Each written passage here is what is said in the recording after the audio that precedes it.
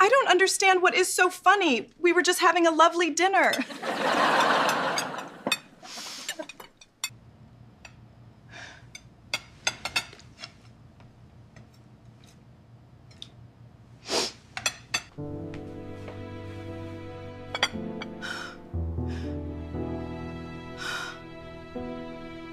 Mrs. Johnson, they approved the full settlement. The money should be wired by tomorrow morning. I was standing in my own kitchen, stirring a pot of soup I had made 100 times before, when my daughter-in-law, Lauren Carter, laughed. Not a polite laugh. Not even a nervous one. A sharp, cutting laugh. She looked at her friends, then back at me and said, "I mean, no offense, Megan, but this is exactly why no one ever published your recipes." The room went silent. My son Ethan didn't say a word, and in that moment, something inside me cracked quietly, but completely. What Lauren didn't know was that just a few hours later, my phone would ring, and everything she believed about me would shatter. If you've ever been underestimated or made to feel small in your own home, I'd really love to hear your story. Where are you watching from, and what time is it there right now? And if this story speaks to you, don't forget to like and subscribe so you don't miss what happens next. My name is Megan Whitaker, and for most of my life, I believed that love could be measured in meals.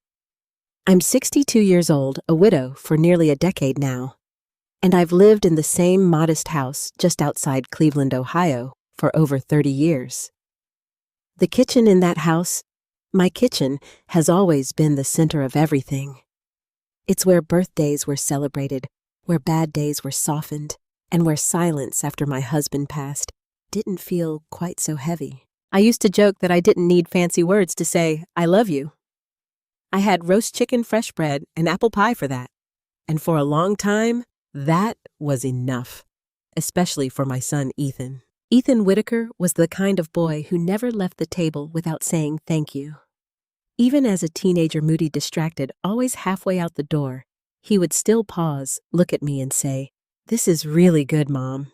Sometimes he'd even go back for seconds, even thirds, especially if I made his favorite creamy chicken pot pie with a golden crust that took patience and just the right touch. When he grew up and moved out, I thought those days were over. But then he met Lauren Carter. Lauren came into Ethan's life like a gust of wind, bright, confident, and undeniably impressive. She worked in marketing for a fast-growing firm downtown, always dressed in tailored outfits, always checking her phone, always talking about trends and strategies and metrics I didn't fully understand. The first time I met her, she hugged me politely but not warmly. "I've heard so much about your cooking," she said, smiling. "Ethan talks about it all the time." I remember feeling a flicker of pride then. That flicker didn't last. At first, everything seemed fine. They would come over on Sundays just like Ethan used to when he was younger. I would spend the morning preparing a full meal, roast vegetables, homemade biscuits, dessert. Lauren would sit at the table, legs crossed, scrolling through her phone while I brought dishes out one by one. "Wow, you really go all out," she said, once glancing at the table. I couldn't quite tell if it was admiration or something else. Then came the little comments. "Oh, this is rich," she said one evening, pushing her plate slightly away after a few bites. I tried to avoid heavy foods during the week. Another time, she laughed lightly and said, "You know, there's this place downtown that does a modern version of this dish. Way lighter, way cleaner flavors." I smiled because that's what I've always done. But I started to notice things. Lauren never asked for recipes. She never asked how I made anything. She never went back for seconds. And slowly, almost without me realizing it, Sundays began to change. Instead of me cooking everything, Lauren started suggesting alternatives. "Why don't we just order in this time?" she'd say. "There's this amazing Thai place. Or, I found this new vegan calf super trendy. We should try it." Ethan would hesitate at first. I could see it in the way his eyes flickered toward me. But then he'd shrug. "Yeah, that sounds good." And just like that, My kitchen, my place, became quieter, less necessary. I told myself it was normal. Times change, people change, food trends change.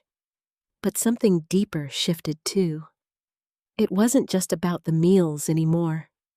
It was about what they represented. Because for Lauren, food wasn't about memory or comfort or love. It was about image, calories, presentation, trends. And I didn't fit into that world. Still, I tried. I really did. I started looking up recipes online, healthier versions, lighter options. I swapped butter for olive oil cream for alternatives I couldn't even pronounce. I plated things more carefully, watched cooking videos late at night, trying to understand what Lauren seemed to value. But every time I thought I got closer, she found something else. This could use more acidity. It's a bit outdated, don't you think? People don't really cook like this anymore.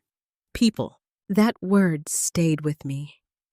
Because I realized slowly and painfully that in Lauren's eyes, I wasn't people. I was something else.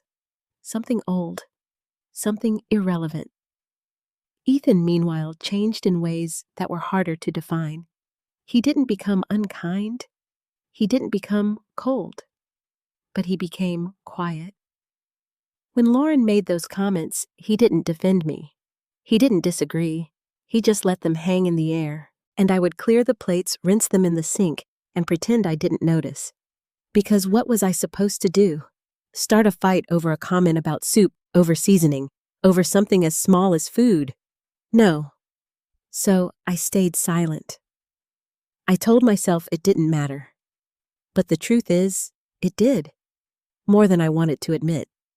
Because every time Lauren dismissed something, I made it felt like she was dismissing something much bigger. Not just my cooking, but my years, my memories, my way of loving, and maybe even my place in my own family.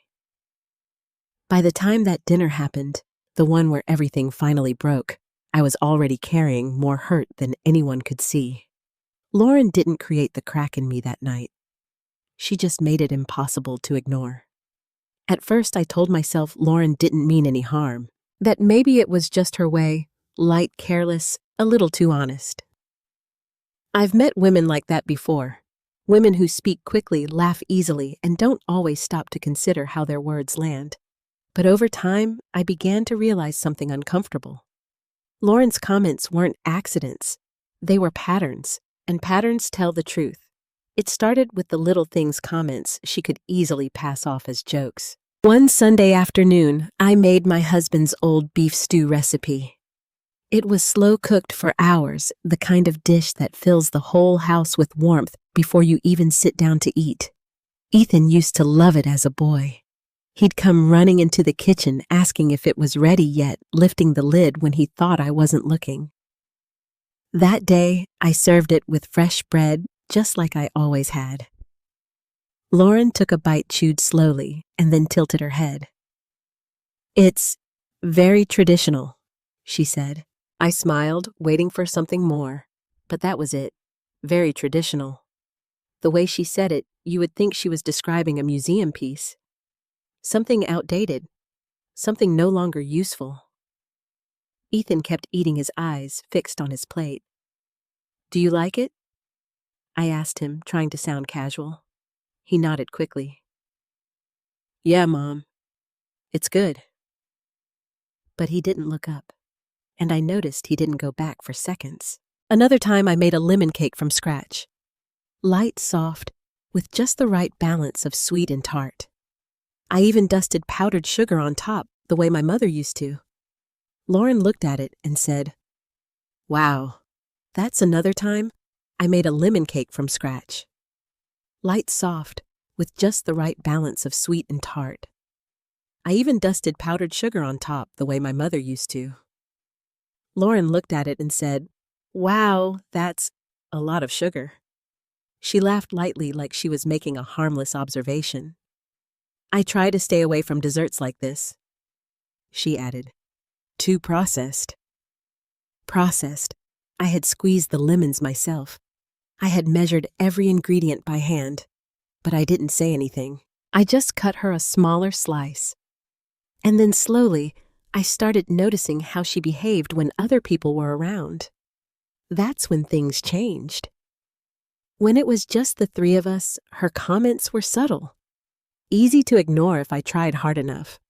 But in front of others, they became sharper, more deliberate. One evening, they invited a couple of Lauren's friends over, people from her work. Young, polished, confident. The kind of people who spoke in quick sentences about campaigns and clients and weekend getaways. I spent the whole day preparing the meal. Roasted chicken with herbs, mashed potatoes, green beans with garlic, and a homemade pie for dessert. Nothing fancy, but everything made with care. When everyone sat down, I watched Lauren closely. She smiled, laughed, poured wine. And then as she lifted her fork, she said, "So, just a heads up, Megan likes to cook very classic meals." Her friends chuckled politely. I felt something tighten in my chest. One of them took a bite and said, "Oh, this is actually really good." "Actually," Lauren laughed. "I know, right? It's like comfort food overload." Comfort food overload. The words hung in the air, wrapped in laughter. I looked at Ethan. He smiled weakly like he didn't quite know what to do. And I realized something then, something that hurt more than anything Lauren had said. He wasn't going to stop her. Not because he agreed with her, but because it was easier not to get involved. After that night, I started paying closer attention, not just to what Lauren said, but to what she did. She began bringing her own dishes to dinner sometimes. I made a quinoa salad, she'd say, placing it in the center of the table like a centerpiece. Or, "I picked up something from this new organic place downtown. You have to try it." Her dishes were always described, always explained, always presented. Mine just sat there, quiet, unremarked, and people gravitated toward hers. Because she talked about them, because she made them feel important. I began to feel like a guest in my own home, like I was being slowly replaced. There was one moment I can't forget. It was small, but it stayed with me. We were cleaning up after dinner, just the two of us in the kitchen. Ethan had stepped out to take a call. I was rinsing dishes, my hands in warm water, when Lauren leaned against the counter. "You know, she said, you don't have to do all this." I glanced at her. "Do all what?" "All the cooking," she said. "It's a lot of work. And honestly, people don't really eat like this anymore." People. That word again. I dried my hands slowly. "This is how I've always taken care of my family," I said. She smiled, but it didn't reach her eyes. "I get that," she said. "But times change. Presentation matters now. Health matters. Trends matter. Trends." I nodded, even though something inside me resisted. "I suppose," I said quietly. She picked up her phone, already losing interest in the conversation. "I could help you update some of your recipes," she added. "Make them more current." Update, current. As if my life needed editing. As if everything I had built, every meal, every memory, was something that needed to be corrected. I didn't respond. I just went back to washing the dishes. Because, what could I say? That the meals she dismissed were the same ones that had carried my family through grief. That the smell of those recipes still reminded me of my husband standing behind me, sneaking bites when he thought I wasn't looking. That those outdated dishes were the only language I had left to express love. No. I said nothing. But something inside me shifted that night. Not loudly, not dramatically, just a quiet realization. Lauren didn't just see my cooking as old-fashioned. She saw me that way too. And the worst part, she wasn't even trying to hide it anymore. By the time that dinner came, the one with the laughter, the silence, and the words that cut deeper than anything before, I wasn't surprised. I was just tired. Tired of smiling. tired of pretending, tired of shrinking in my own kitchen. And maybe deep down, I knew that something had to give. I just didn't know yet what it would cost. The night everything finally broke started like any other. That's the strange thing about moments that change your life. You rarely see them coming.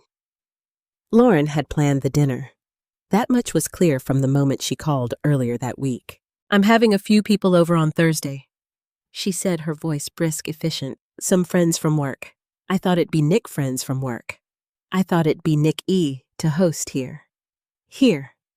She said it so easily, like my home was already hers.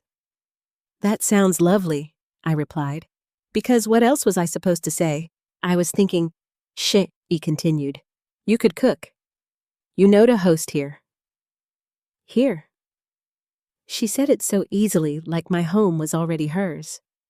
"That sounds lovely," I replied, because what else was I supposed to say? I was thinking, she continued, "You could cook. You know something comforting." There was a pause after that word. Comforting. It didn't sound like a compliment, but I agreed anyway. Of course I did. I spent the next 2 days planning the meal carefully.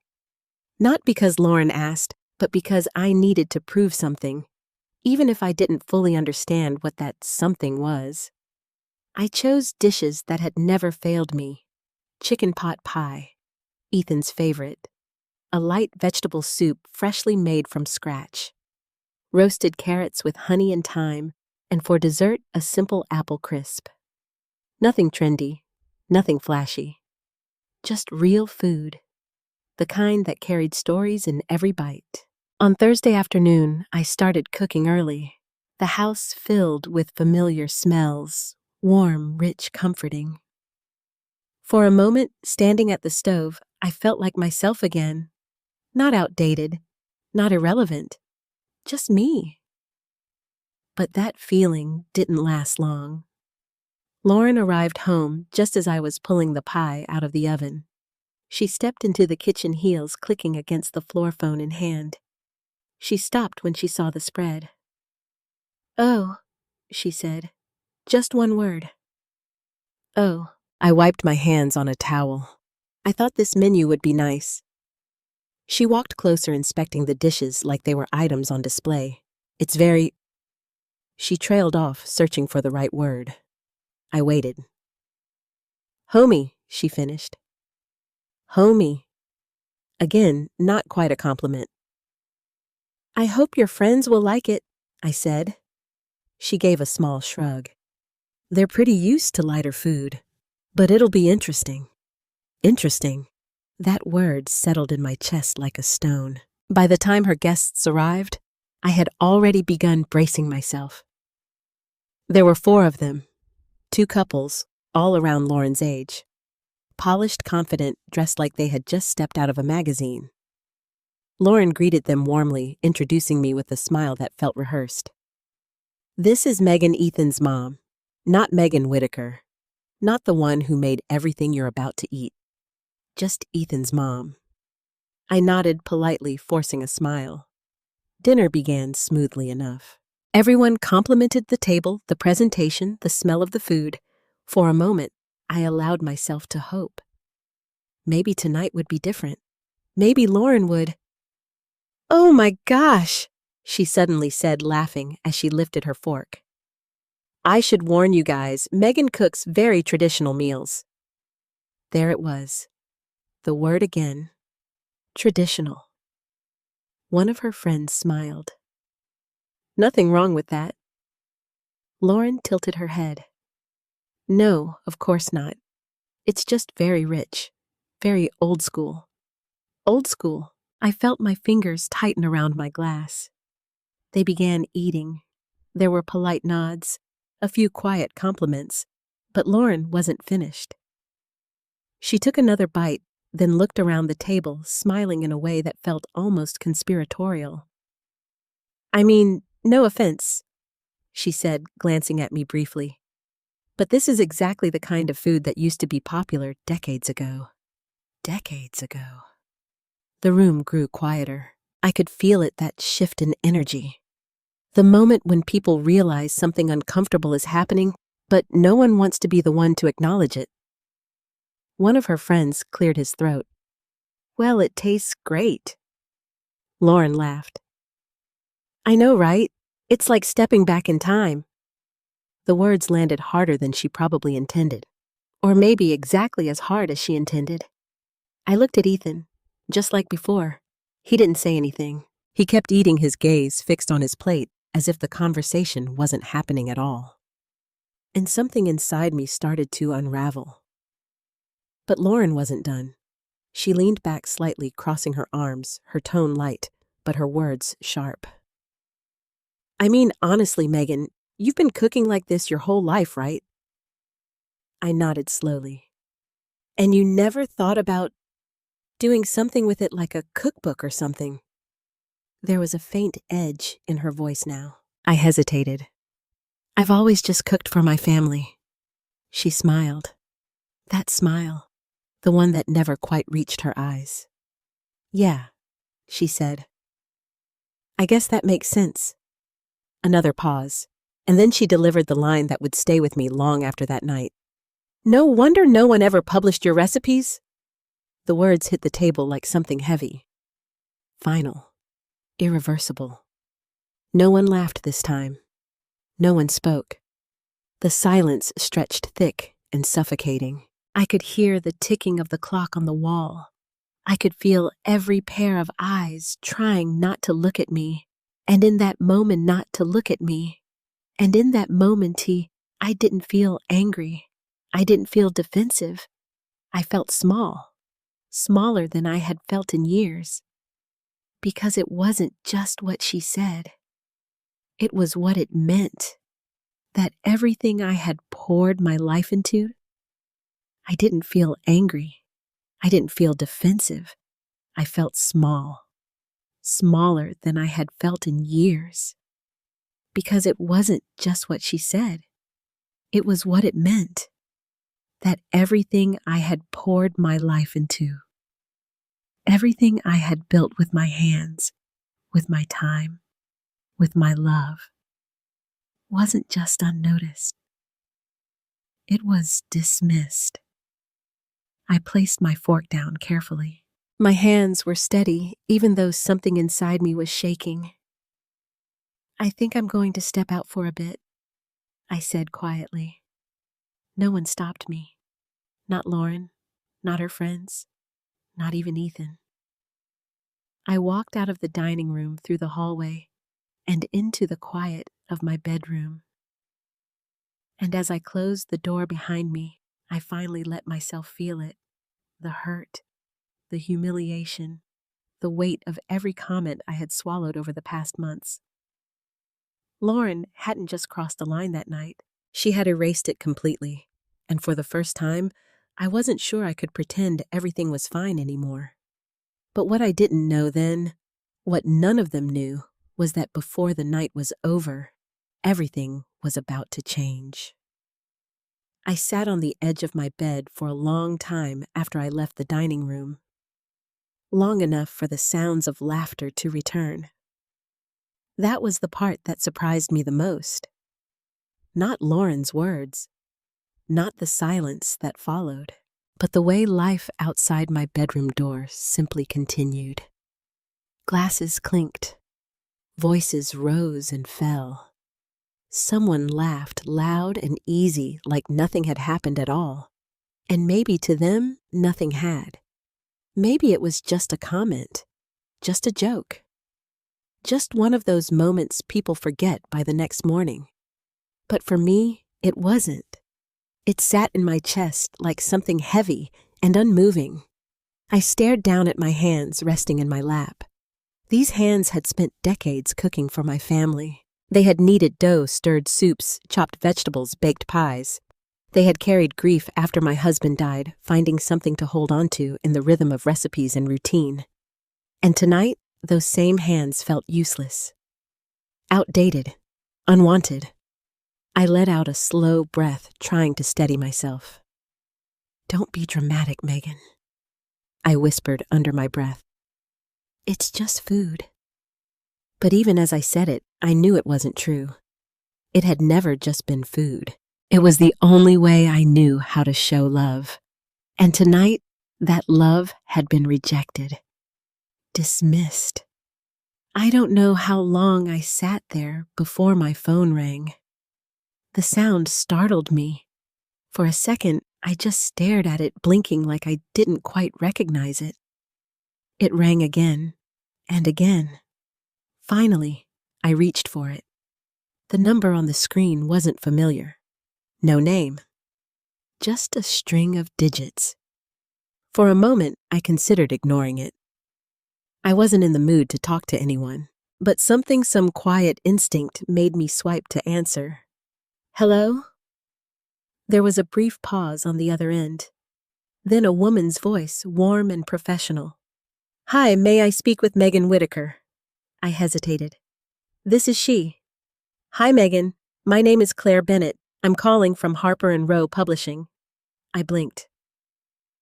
I'm sorry, from where, Harper & Row Publishing? She repeated gently. I hope I'm not catching you at a bad time.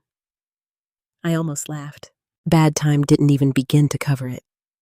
But something in her tone, calm, steady, made me sit up a little straighter. No, I said slowly. It's fine. Good, she said. I'll get right to the point. We've been following your work for quite some time now, and we'd love to speak with you about a potential book project. For a second, I didn't understand what she was saying. My mind felt slow, like it was trying to catch up. I think you may have the wrong person, I said. No, I don't believe I do, she replied, a hint of a smile in her voice. Megan Whitaker, author of Sunday Table Stories. Everything inside me went still, completely still. That name, that blog, it was mine. And yet hearing it spoken out loud by a stranger felt unreal. I swallowed. How did you... We came across your blog a few years ago, Claire continued, and we've been quietly following it ever since. Your writing, your recipes, the way you connect food with memory, it's very special. My fingers tightened around the phone. She kept talking. We believe there's a real opportunity here for a cookbook. Not just recipes, but stories. Something authentic, something meaningful. Authentic, meaningful. The exact opposite of everything Lauren had said just an hour ago. I'm sorry, I said again, my voice softer now. I think I need a moment. Of course, Claire said kindly. I understand this might be unexpected. Unexpected didn't begin to describe it. I took a shaky breath. You said you've been following my blog? Yes, she said, for quite some time. And you're serious about a book? Very serious, she replied. In fact, I was hoping we might be able to meet with you as soon as possible. We have an opening this afternoon, if you're available. This afternoon? I glanced at the clock on my nightstand. It was just past 6. My heart started to beat faster. Tonight, I asked. Yes, she said. We're actually hosting a small editorial meeting nearby.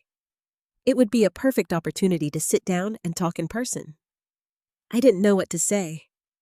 Part of me wanted to laugh. Part of me wanted to cry. And part of me quiet, but growing stronger by the second, felt something I hadn't felt in a very long time. Hope. I hesitated. I don't know if I'm prepared for something like that. You don't need to be, Claire said gently. Just come as you are. We'd love to hear your story, my story. I looked around my room, at the quiet walls, at the closed door separating me from the laughter outside. And I thought about Lauren's words. No wonder no one ever published your recipes. A strange feeling rose in my chest then. Not anger, not even hurt. Something else, something steadier. I can be there, I heard myself say. Wonderful. No wonder no one ever published your recipes. A strange feeling rose in my chest then. Not anger, not even hurt. Something else. Something steadier. I can be there, I heard myself say.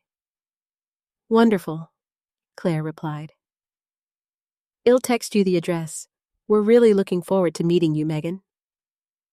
After we hung up, I sat there for a long moment, staring at the phone in my hand. It didn't feel real. None of it did. 10 years. That's how long I had been writing that blog. 10 years of late nights, typing quietly at the kitchen table after everyone had gone to bed. 10 years of sharing recipes, stories, memories without ever telling a soul. Not Ethan. Not Lauren. No one. It had been my little secret. My safe place. The one thing that was mine alone.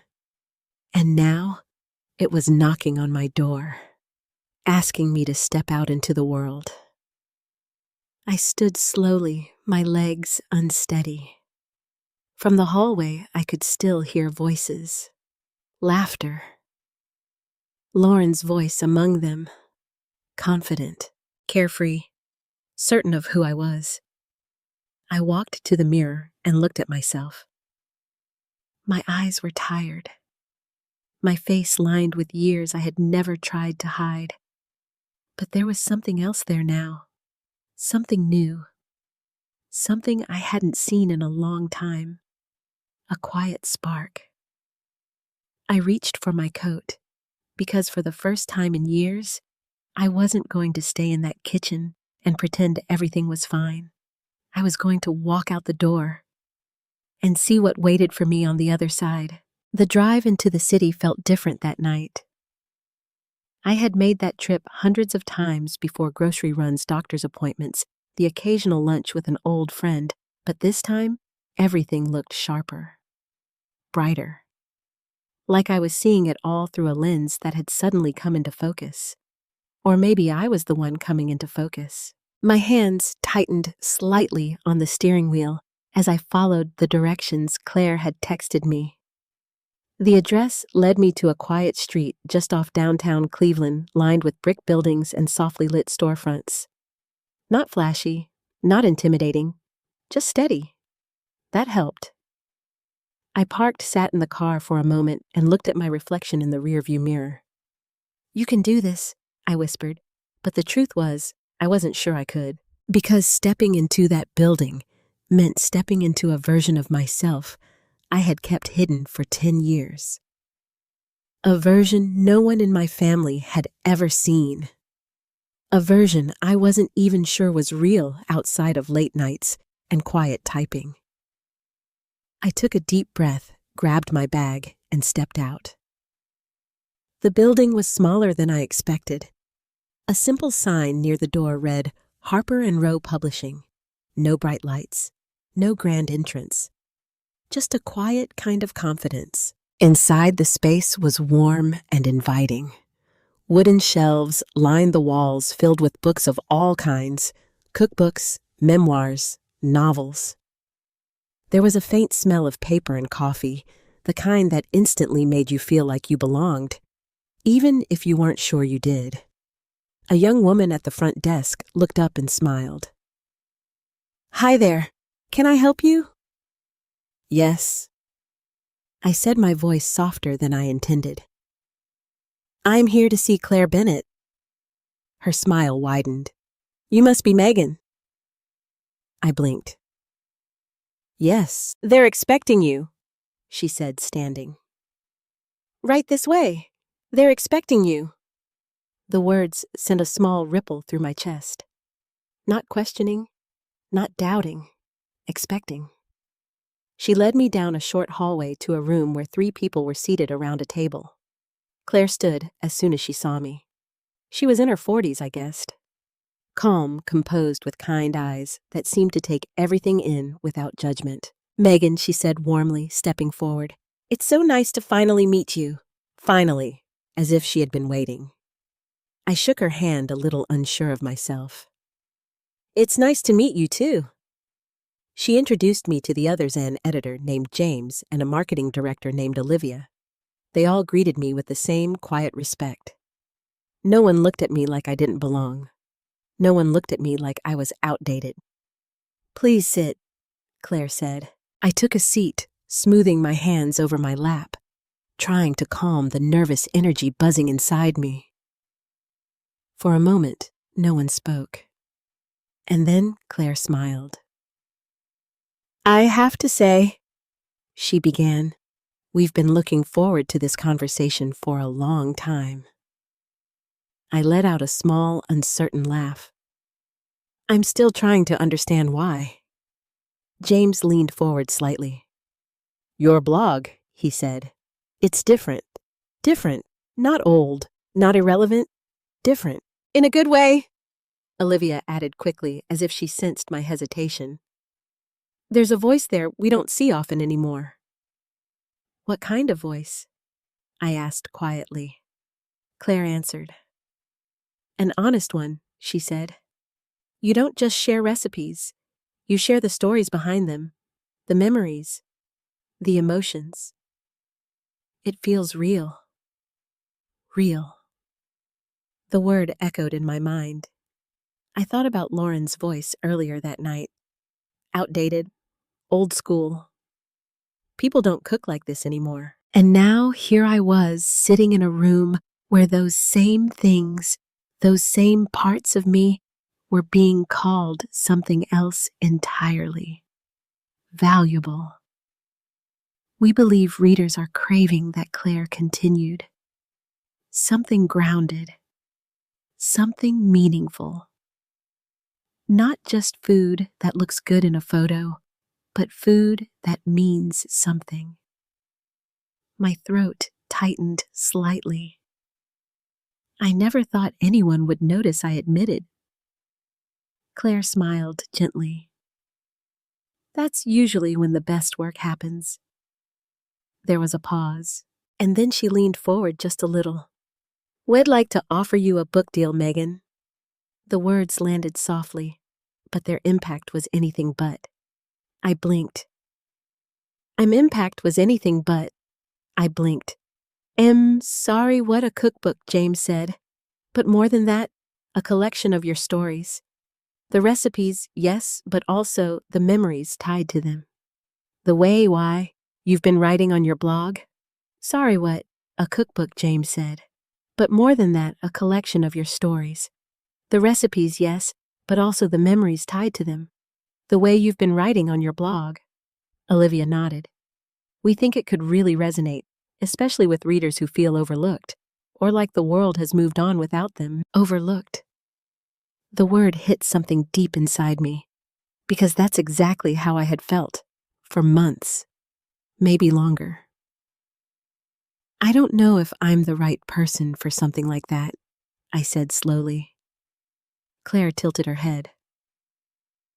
"Why wouldn't you be?"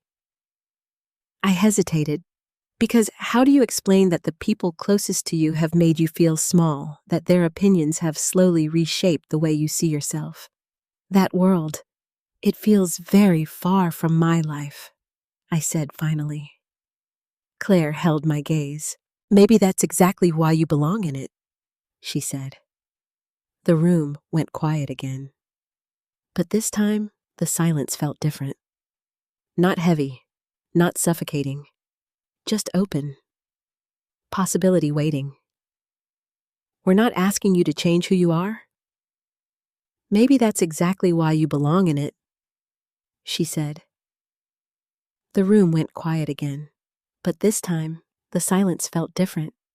Not heavy, not suffocating, just open. Possibility waiting.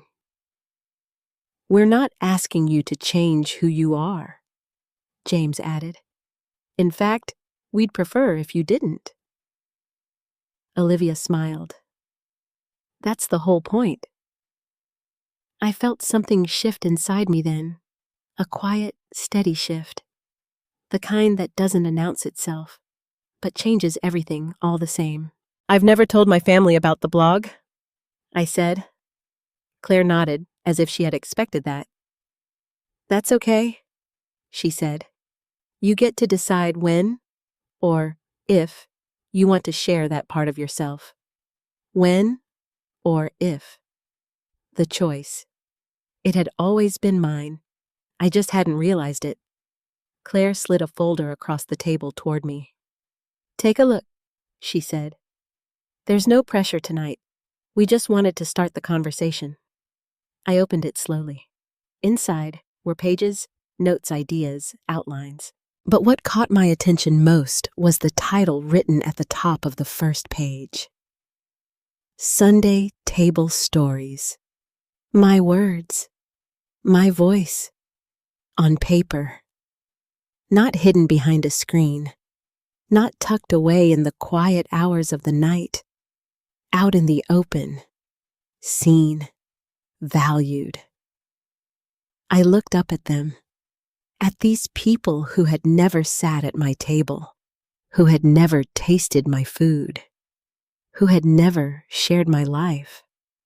And yet somehow they understood something about me that the people in my own home did not.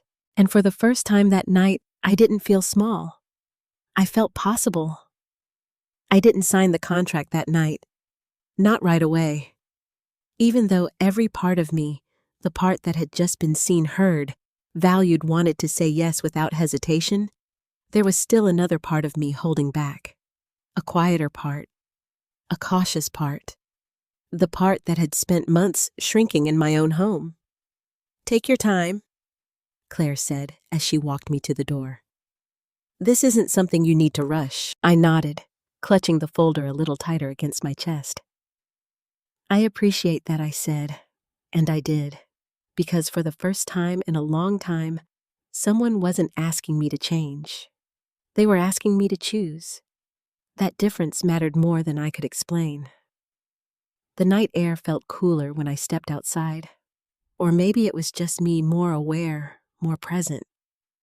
I stood there for a moment, looking down at the folder in my hands. Sunday Table Stories. My words. My life. Waiting. I could still hear Lauren's voice in my head. "No wonder no one ever published your recipes." A small, unexpected smile touched my lips. Because now I knew something she didn't. I got into my car, slowly placing the folder carefully on the passenger seat like it was something fragile, something important. The drive home felt longer than the drive there, not because of traffic, but because my mind wouldn't stop moving.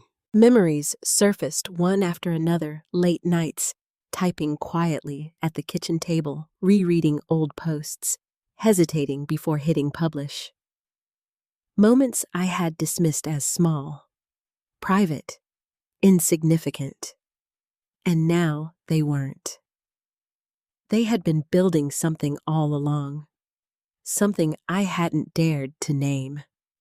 When I pulled into the driveway, the house looked exactly the same, lights still on, shadows moving behind the curtains, laughter faintly echoing through the walls. But I didn't feel the same. I sat in the car for a moment, staring at the front door. And for the first time in months, I didn't feel the urge to brace myself before going inside. I felt steady, not stronger, not braver. But I didn't feel the same. I sat in the car for a moment, staring at the front door. And for the first time in months, I didn't feel the urge to brace myself before going inside.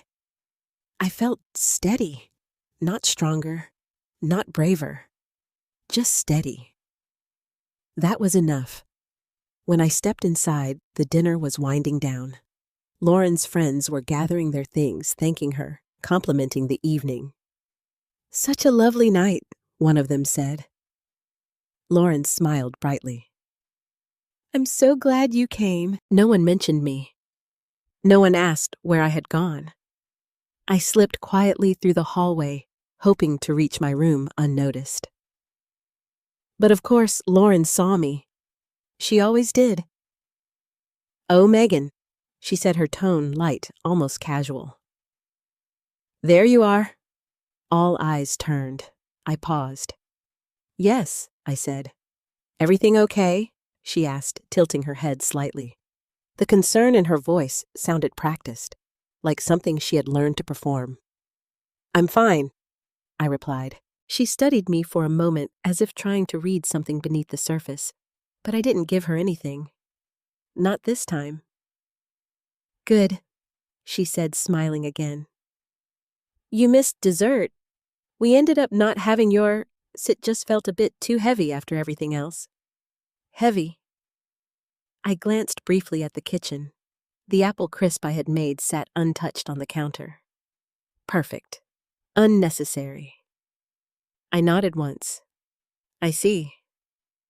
And then I turned and walked away. No explanation.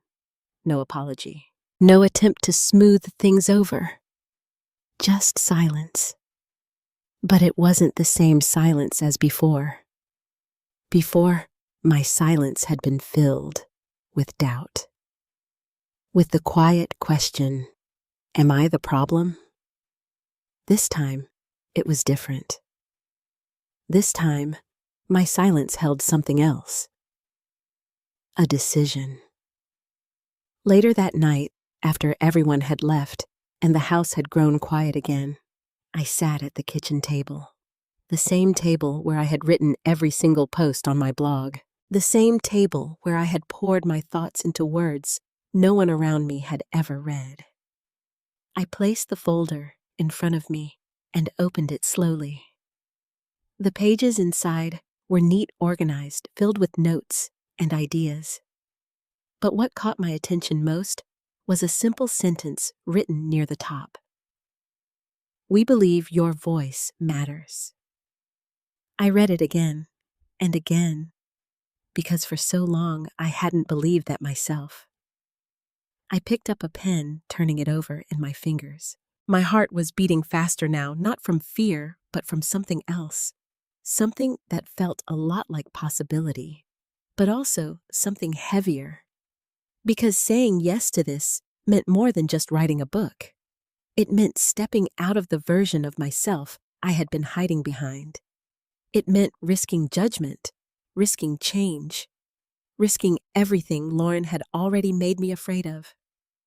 I thought about Ethan, about the way he had stayed silent at the table, about the way he had avoided my eyes. Would he understand? Would he support me? Or would this create even more distance between us? The thought made my chest tighten. But then another thought followed, clearer, stronger. When was the last time I had made a decision based on what I wanted instead of what would keep the peace I couldn't remember? And that realization hurt, because it meant I had been slowly disappearing without even noticing. I looked down at the contract again, at my name printed neatly at the top. Megan Whitaker, not Ethan's mom, not Lauren's mother-in-law, just me. My hand moved before I could overthink it. I picked up the pen, paused, took a breath, and signed. The ink flowed smoothly across the page. Simple, final, mine. I sat back, staring at the signature. It didn't look dramatic. It didn't feel like a big moment. But deep inside, something shifted. Something settled into place. For the first time in a long time, I had chosen myself. And I wasn't going to tell them. Not yet. Because this small, fragile beginning was something I wanted to protect. Something I needed to build quietly before the world had a chance to weigh in. Especially Lauren. Especially her voice. No, this time I would speak when I was ready. Not when someone else decided I should. I closed the folder carefully and placed it beside me. And as I sat there in the quiet of my kitchen, I realized something I hadn't allowed myself to think before. Everything was about to change. Not all at once, not loudly, but steadily. And this time, I wasn't going to shrink to make anyone else comfortable. The next morning, I woke up before sunrise. That wasn't unusual. At my age, sleep comes and goes like an unreliable guest, sometimes staying too long, sometimes leaving too early. But this time, I didn't wake up with that familiar heaviness in my chest. That quiet dread. That sense of something unresolved waiting for me downstairs. Instead, there was something else. A kind of alertness. A quiet anticipation. For a moment, I lay still, staring at the ceiling, letting the reality of the night before settle into place. I had signed the contract, not imagined it, not dreamed it, signed it. A slow breath escaped me, almost like relief. Then, almost instinctively, my mind went to the kitchen, to the table, to the people who would be there. Lauren, Ethan. And suddenly, that calm shifted just slightly. Because even though something in my life had changed, nothing in theirs had. Not yet. I got out of bed, dressed simply, and walked down the hallway. The house was quiet, still, untouched by everything that had happened inside me. When I stepped into the kitchen, I saw the remnants of the night before. Plates stacked in the sink, glasses left on the counter, and my apple crisp still sitting exactly where I had left it. Untouched. Perfect. Ignored. I walked over to it slowly. For a moment, I just stood there, looking at it. And then, without thinking too much about it, I picked up a spoon and took a bite. It was still good. Warm, even. Sweet, but not too sweet. Comforting. Familiar. Mine. A small smile formed on my lips.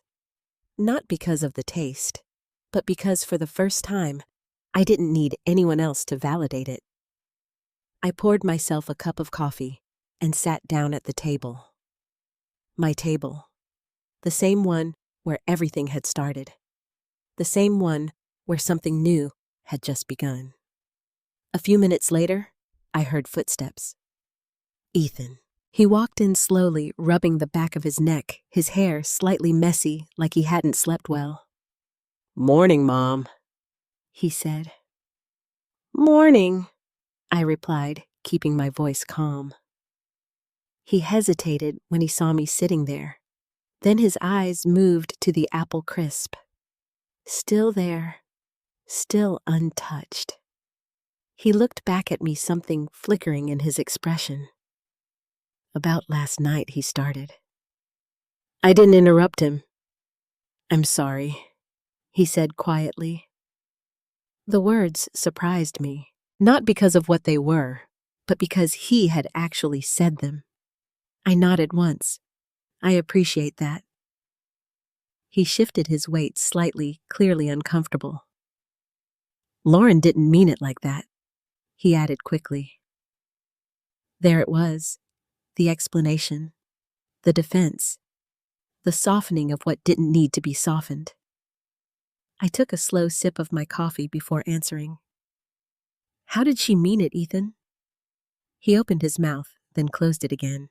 I think she gets carried away sometimes," he said, finally. "You know how she is." Yes, I did know how she was. That was the problem. "I'm not upset about one comment," I said carefully. He frowned slightly. "Then what is it?" I looked at him then, really looked at him, at the boy I had raised, at the man he had become, at the space between those two versions and how much of it felt unfamiliar now. "It's not just last night," I said softly. "It's everything leading up to it." He didn't respond right away, because deep down he knew. "I didn't realize it was bothering you that much," he admitted. That hurt, more than I expected, because it meant I had hidden it too well, or maybe he hadn't been looking.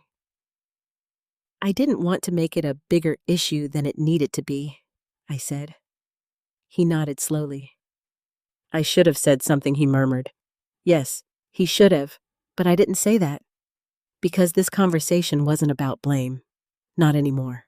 It was about something else. Something quieter. Something more important. I'm okay, I said, and for the first time, it was true. He looked at me surprised. You are? I nodded. Yes. He studied me for a moment like he was trying to understand what had changed. But he couldn't. Not yet. Because the part of me that had shifted was still something I hadn't shown him. Lauren walked in a few minutes later. Perfect as always. Hair styled, outfit coordinated, phone already in hand. She paused when she saw both of us sitting at the table. Oh, she said lightly. Morning. Morning? I replied. Ethan gave a small nod. There was a brief silence. Then Lauren walked over to the counter, glancing at the apple crisp. Still there, still untouched. She gave a small, dismissive smile. We should probably throw that out, she said. It's been sitting all night. I watched her carefully, and something inside me didn't flinch this time. It's still good, I said calmly. She shrugged. If you say so. She poured herself coffee, scrolling through her phone. Then, without looking up, she added, I've got a busy day today, back-to-back meetings. We're working on a new campaign, and it's kind of a big deal. Of course she was. There was always something important, something that mattered. I hope it goes well, I said. She glanced at me briefly, as if surprised by the lack of tension in my voice. Thanks, she said. Then she looked back at her phone. Conversation over. Just like that. Ethan lingered a moment longer. You sure you're okay?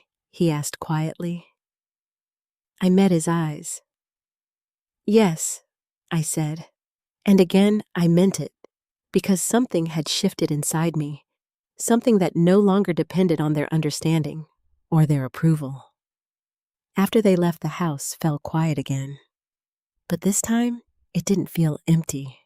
It felt open. I stood up, carried my coffee to the counter, and looked around the kitchen, at the space that had once felt like the center of everything, and then like a place I was slowly being pushed out of.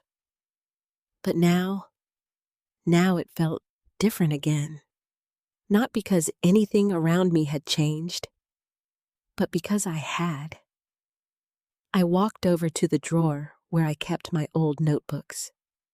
The ones filled with recipes, notes, little scribbles in the margins. I pulled one out and flipped it open. Familiar handwriting, familiar thoughts. A life written in ink. And now that life was about to become something more. Not because Lauren believed in it. Not because Ethan defended it. But because I did. I closed the notebook gently and set it on the table. Because today wasn't just another day.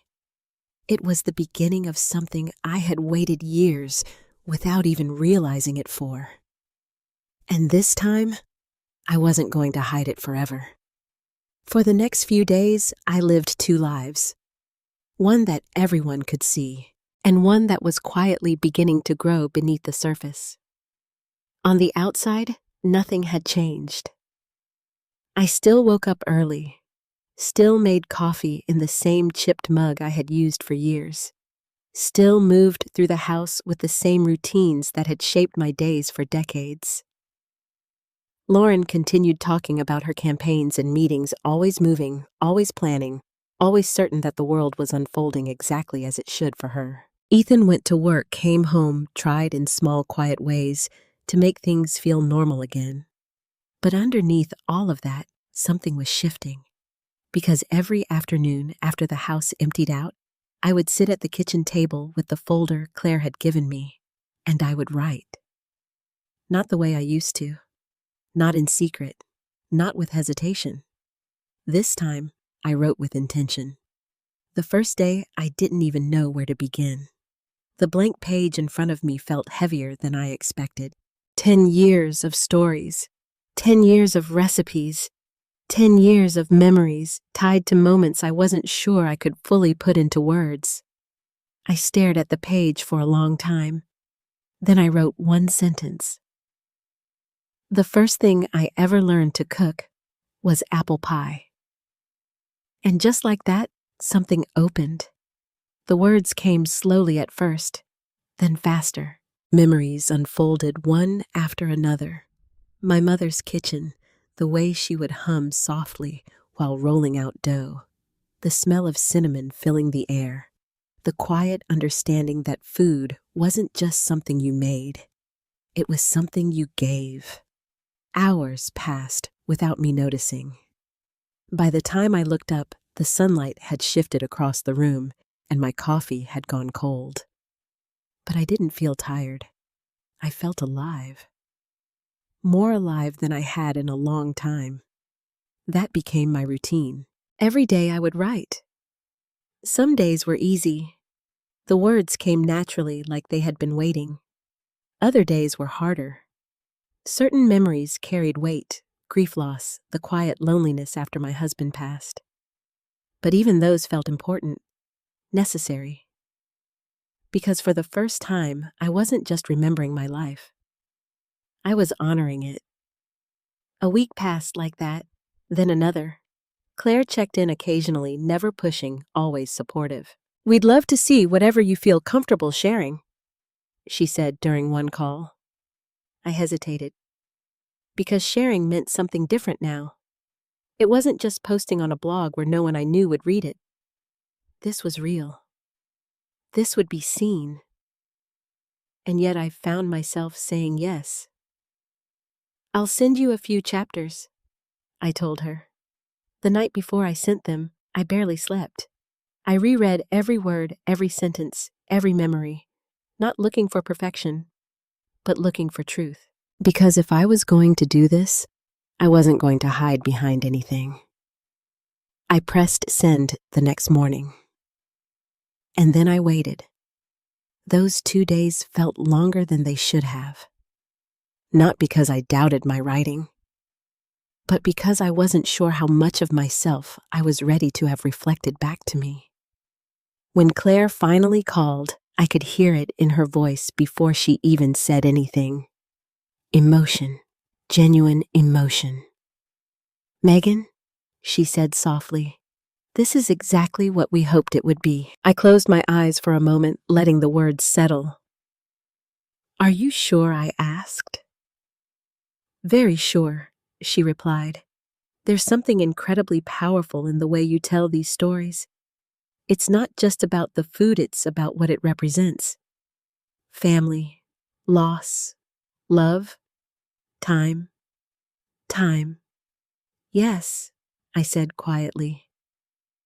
"That's exactly what it feels like." "We'd like to move forward," she continued, "if you're ready." I looked down at my hands, at the same hands that had once felt so small, so dismissed. And now they were building something.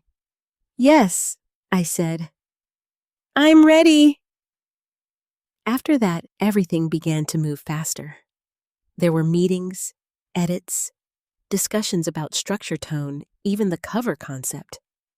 It felt overwhelming at times, but not in the way I expected. Not in a way that made me shrink, in a way that made me stretch, grow. And through all of it, I kept it to myself. Not because I was ashamed, but because I wasn't ready yet. Because this fragile, growing thing needed space, needed time, needed to exist without judgment, especially from Lauren, especially from the voice that had made me question everything. But secrets don't stay hidden forever. And mine began to surface in the smallest, quietest ways. It started with the notebooks. I had always kept them tucked away, hidden in drawers, stacked neatly out of sight. But now they were out on the table, open, used. Ethan noticed first.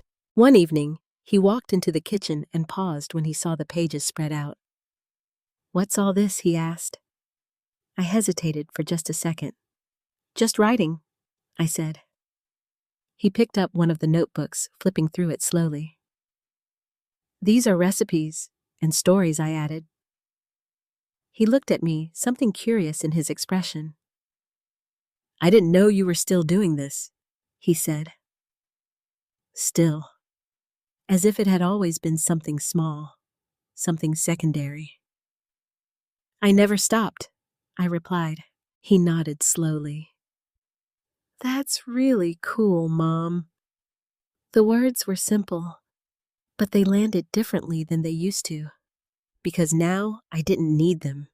I appreciated them, but I didn't rely on them. Lauren noticed next. Of course she did. She always noticed changes, even the subtle ones. One afternoon, she walked into the kitchen and stopped when she saw me writing. "Wow," she said, glancing at the notebooks. "You're really into this lately." Her tone was light, curious, but not unkind. "Yeah," I said. She leaned against the counter, arms crossed. "What are you working on?" There it was. The question. The moment I had been quietly avoiding. I looked at her, at the woman who had dismissed everything I loved, at the voice that had made me feel small. And for the first time, I didn't feel defensive. I felt calm. "I'm writing a book," I said. The words hung in the air between us. Simple, clear, true. Lauren blinked. "A book," she repeated. I nodded. "Yes." There was a pause, a longer one this time, and in that silence something shifted. Not in me, in her. Because for the first time since she had entered my life, Lauren didn't have a response ready. Lauren didn't respond right away. That alone told me everything I needed to know. Because Lauren always had something to say, always had an opinion, always had the next sentence ready before the previous one had even finished. But now, she just stood there, looking at me, trying for the first time to understand something she hadn't already decided about. "A book," she repeated again, slower this time. "Yes," I said calmly. She pushed herself off the counter, walking a little closer. "What kind of book?" "A cookbook," I replied, "with stories." Her eyebrows lifted slightly. "Stories," she echoed. I nodded. "Yes." There was another pause, and then she let out a small laugh, not loud, not mocking, but uncertain. "Wow," she said. "I didn't even know you were working on something like that." I held her gaze. "That's because I wasn't sharing it." The words weren't sharp. They weren't accusatory, but they were honest. And honesty has a way of making people uncomfortable. Lauren shifted slightly, crossing her arms again. "Okay," she said slowly. "So, is this like a hobby thing? Or—" "No," I said, and for the first time since she had entered my life, I didn't soften my answer. "It's a book deal." The silence that followed felt different from all the others. Heavier, more real. Lauren blinked. "A book deal," she said. "Yes." "With who?" "Harper and Row Publishing." Her reaction was immediate. Not dramatic, but unmistakable. Because something changed in her expression. Not disbelief, recognition. "You're serious?" she asked. "I wouldn't say it if I wasn't," I replied. She stared at me for a moment longer. And then she laughed again. But this time, it was different. Shorter, tighter. Well, she said that's unexpected. Unexpected. I almost smiled. Yes, I said. It is. She looked around the kitchen as if trying to connect the space she knew with the information she had just been given. You mean all of this? She gestured lightly toward the notebooks, the ingredients on the counter, the quiet evidence of my daily work. Yes, I said. She shook her head slightly, still processing. I mean, I didn't realize people were still interested in that kind of thing. There it was again. That subtle edge.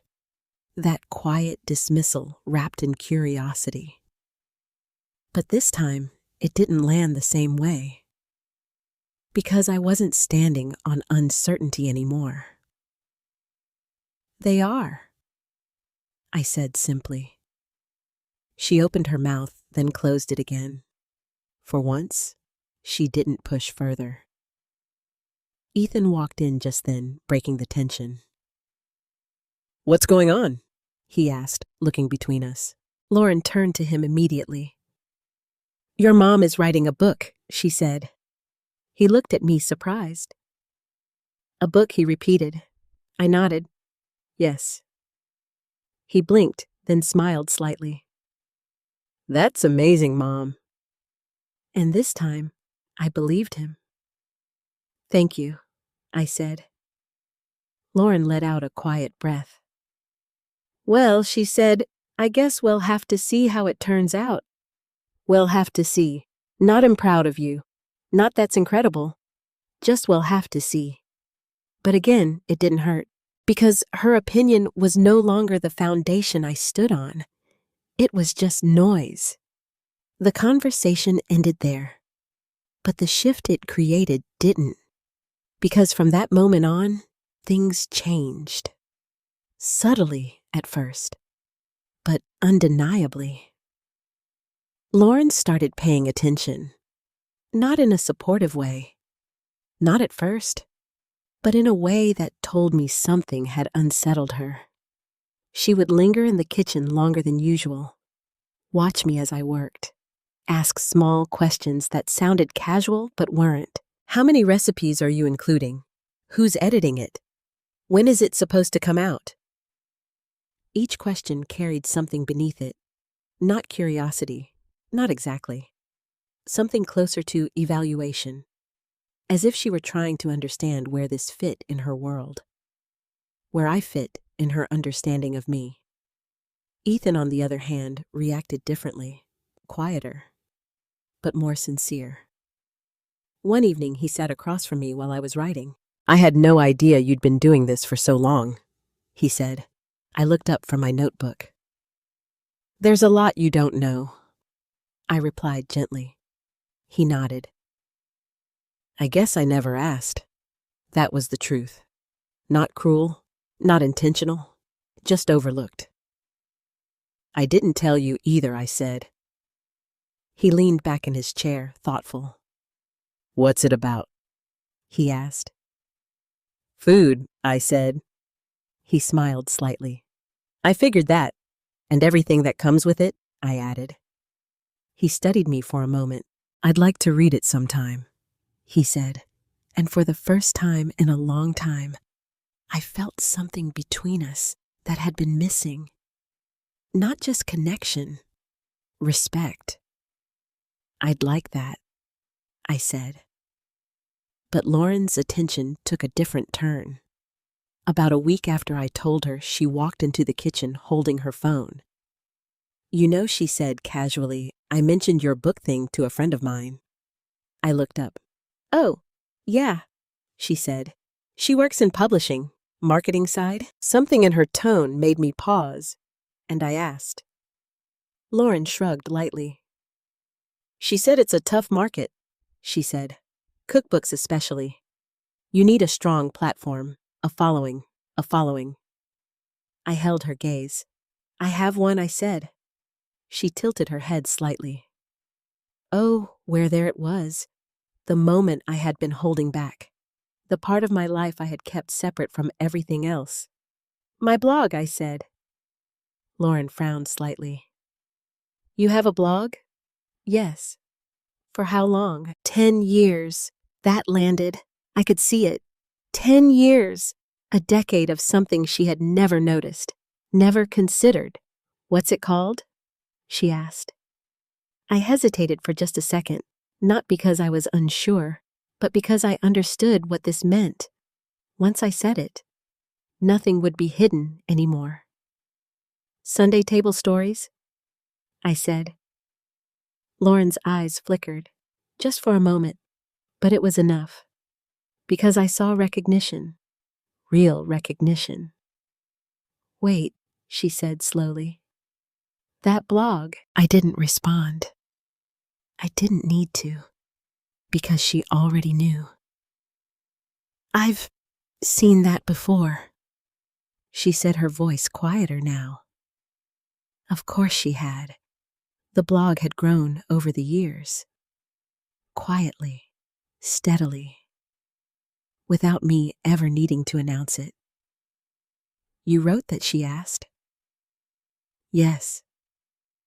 She stared at me, and for the first time since she had entered my life, Lauren looked at me differently. Not as someone outdated, not as someone irrelevant, but as someone she had completely misjudged. And in that moment, the balance between us shifted. Not dramatically, not loudly, but undeniably. Because now she knew something she hadn't before. The woman she had been dismissing had been building something all along. Lauren didn't say much for the rest of that day, and that was unusual. Normally, she filled the house with words, plans, opinions, commentary about everything from branding strategies to what color napkins matched a dinner setting best. But now there was a quiet tension around her. Not silence. Not exactly. More like restraint. As if she were choosing her words more carefully than usual. As if she were recalculating something. I noticed it in the way she moved through the kitchen. In the way she glanced at my notebooks when she thought I wasn't looking. In the way she checked her phone more often, her brow slightly furrowed. She was thinking, processing, trying to place me somewhere new in the story she had already written about me. And for the first time, she didn't have control of that narrative. A few days later, it surfaced. Not all at once, but in the kind of conversation that starts casually and slowly reveals something deeper. I was at the kitchen table reviewing notes Claire had sent me about the next chapter adjustments to tone, pacing how to deepen certain memories without losing the simplicity that made them feel real. I was so focused I didn't hear Lauren come in at first. Megan, she said. I looked up. She was standing by the counter holding her phone again. But this time, her expression was different, more serious. Can I ask you something? She said. Of course, I replied. She hesitated, which again was new. When did your blog start getting attention? She asked. I considered the question. It grew slowly, I said. Over time. She nodded like she was expecting that. And you never mentioned it? No. Why not? I held her gaze. Because it wasn't for attention, I said. It was for me. That answer seemed to catch her off guard. She shifted slightly. Do you know how many people follow it? She asked. I shrugged lightly. I don't keep track in a way that matters to me. Her lips pressed together slightly. Well, it matters in publishing, she said. Audience size engagement, that's everything. There it was. Her world. Metrics. Numbers. Visibility. I nodded. I understand that. She stepped closer. I looked it up, she said. I didn't respond, because I already knew she would. It's not small, she added. No, it wasn't. Not anymore. But I didn't say that. I guess I just didn't realize, she continued, trailing off. Didn't realize what? I asked gently. She hesitated, then finally said it. That you had something. Like that. Something like that. Something valuable. Something worth noticing. I watched her carefully. And for the first time, I saw something I hadn't seen in her before. Not confidence.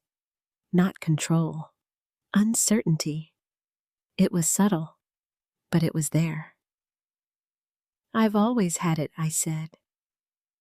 She nodded slowly. Yes, she murmured. I can see that now. There was a long pause. Then she sat down across from me. That too was new. Lauren didn't sit unless she had time to spare, unless something mattered. So, this book, she said, it's real. Yes, they're actually publishing it. Yes.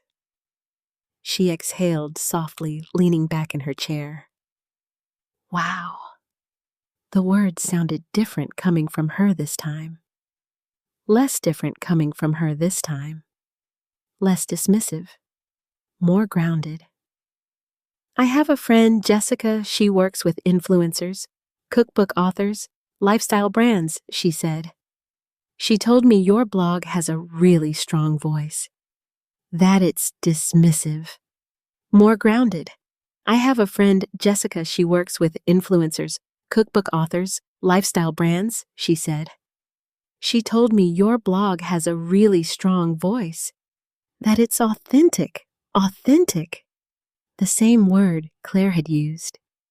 The same word that had quietly become the foundation of everything I was building. I'm glad she thinks so, I said. Lauren studied me again. Longer this time. You know, she said slowly, if you're going to do this, you're going to need strategy. I raised an eyebrow slightly. Strategy? Yes, she said, leaning forward now, her energy shifting into something more familiar. Branding, positioning, audience targeting. You can't just rely on stories. There it was, her instinct. To take control, to shape, to optimize.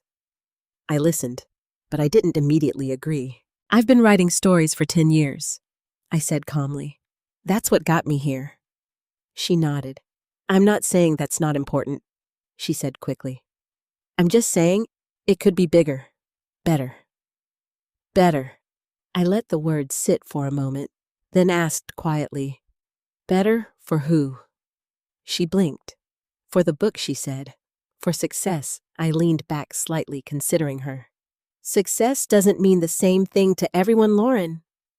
That stopped her, because she wasn't expecting resistance, not from me, not like this. What does it mean to you? She asked. The question surprised me, not because of the words, but because of the tone. There was no edge, no judgment, just curiosity. Real curiosity. I thought about it, really thought about it. Being honest, I said, finally. Writing something that feels true. Something that matters to the people who read it. She nodded slowly. And that's enough. Yes. Another pause. Then she let out a small breath. I don't think I've ever looked at it that way, she admitted. No, she hadn't, because her world didn't reward that kind of thinking. Her world rewarded visibility, growth, impact, measured in numbers.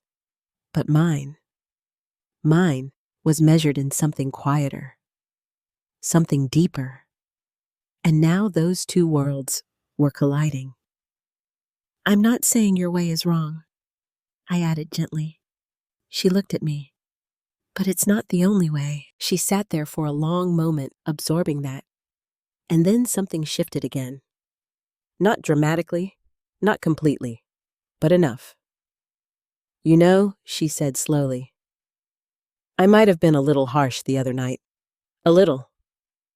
I almost smiled. But I didn't push it. I think you were, I said. She winced slightly. Yeah, she admitted. That was new. Not the apology, but the acknowledgement, the lack of defense. I didn't understand, she added. what it meant to you. I nodded. I know. And I think she hesitated, choosing her words carefully. I might have underestimated you. There it was. Finally. Not a full apology. Not yet. But something real. Something honest. And for now, that was enough. Because change doesn't always come all at once. Sometimes it comes in small moments, small shifts, small cracks in the version of reality someone thought they understood. And Lauren, she was just starting to see those cracks, just starting to realize that the woman she thought she had figured out was far more than she had ever imagined. The shift between Lauren and me didn't happen all at once. It wasn't a sudden transformation. It wasn't an apology followed by instant understanding. It was slower than that, more complicated, more real.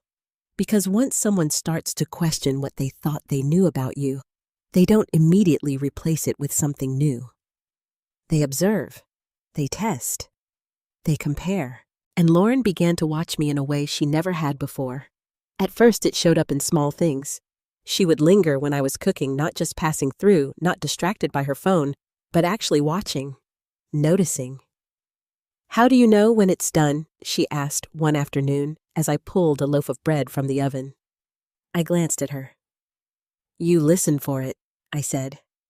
She frowned slightly. Listen, I tapped the bottom of the loaf lightly. The hollow sound echoed through the kitchen. That I said. She tilted her head. I've never done that before. I smiled faintly.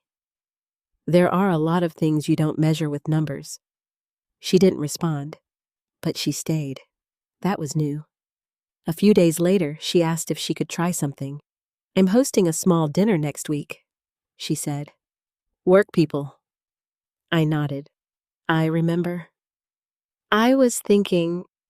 She hesitated, which still felt unfamiliar coming from her.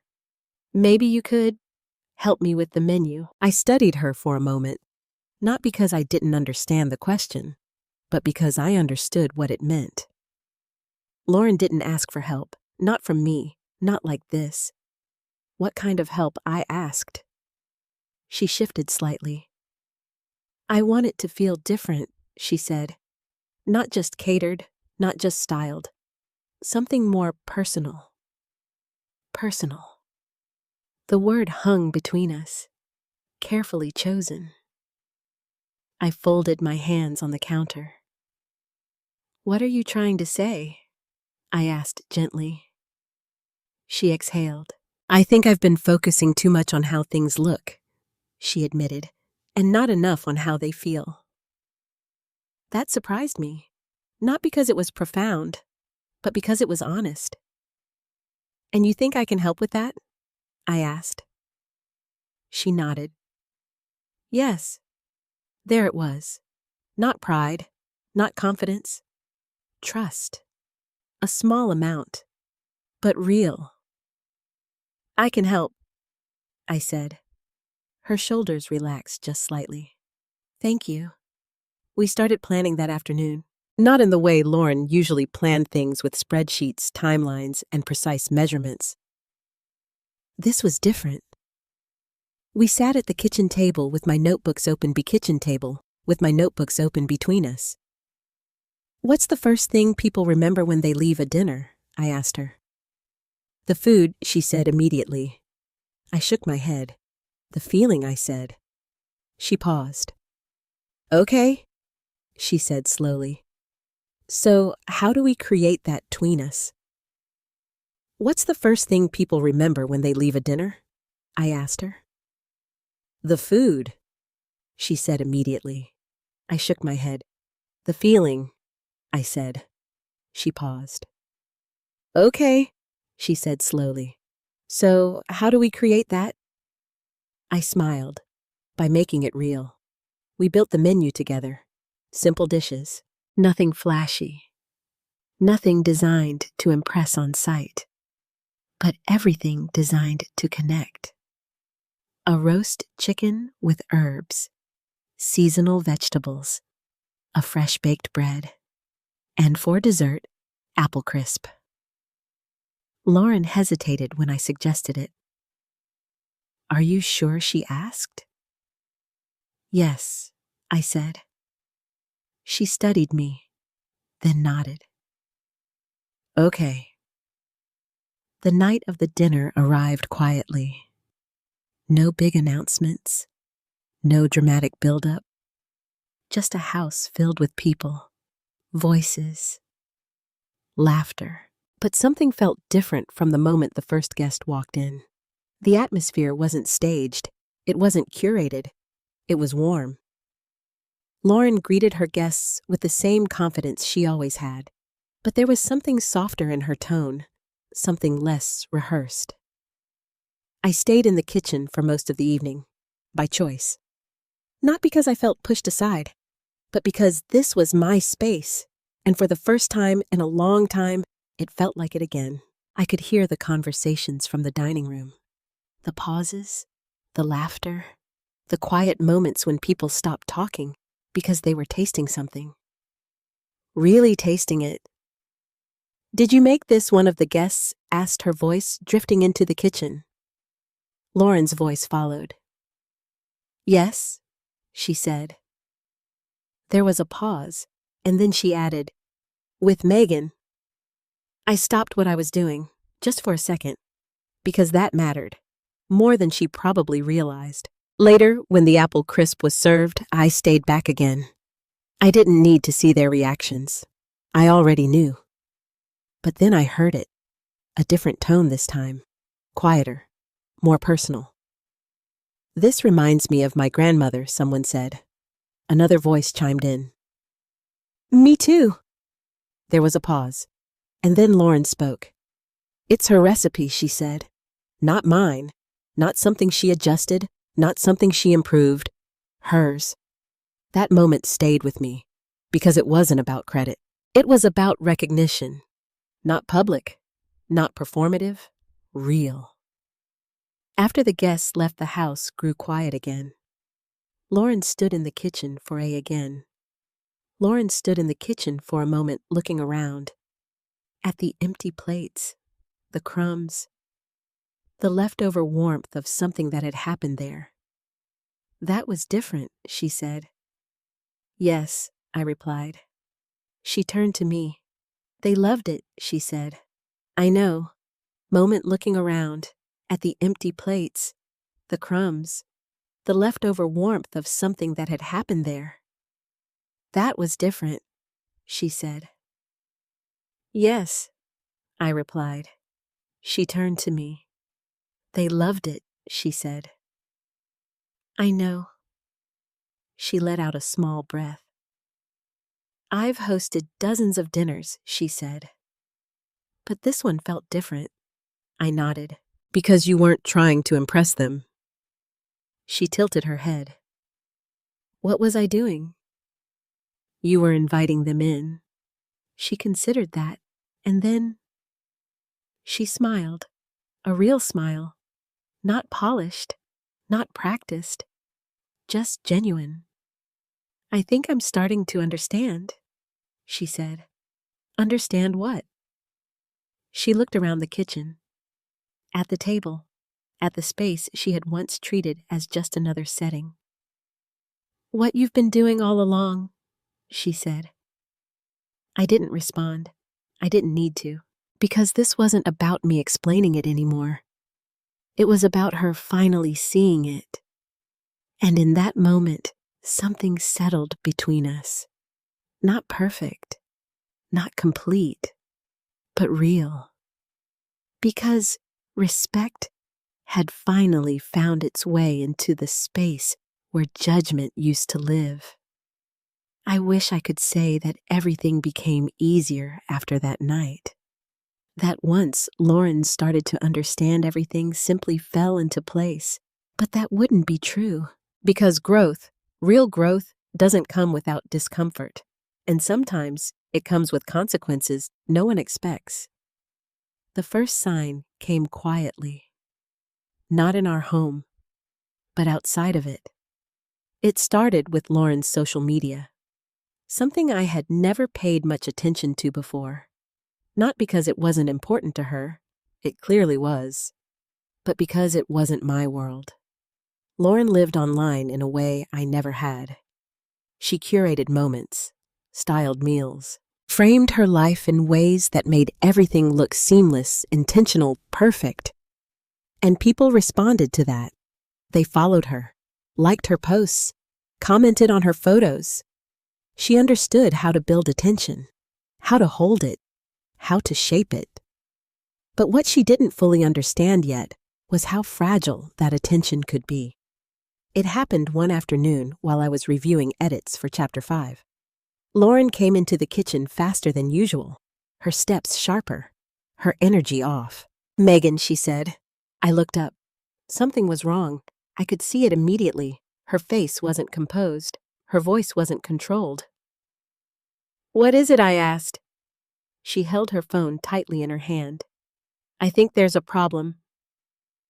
I set my pen down. "What kind of problem?"